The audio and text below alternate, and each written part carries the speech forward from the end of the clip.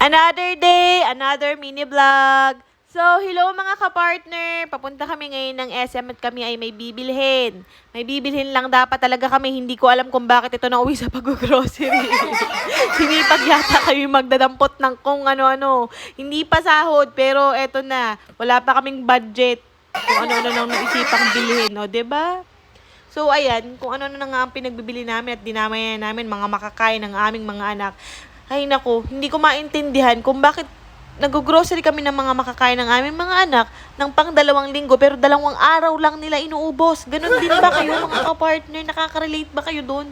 Tapos ayan, binili na rin namin ng gatas si Josiah. Kawawa naman, baka magutom. Pero kahit may stock pa naman talaga siya sa bahay, naisipan na rin lang naming bilhin. Ay nako mga kapartner. So ayan, ikot-ikot pa rin kami. Hinahanap namin yung bibilhin ko. Bakit ba hindi nauna yun? Kung ano yung bibilhin ko, hindi pa yung naunang bilhin. At kung ano-ano pang pinagdadampo.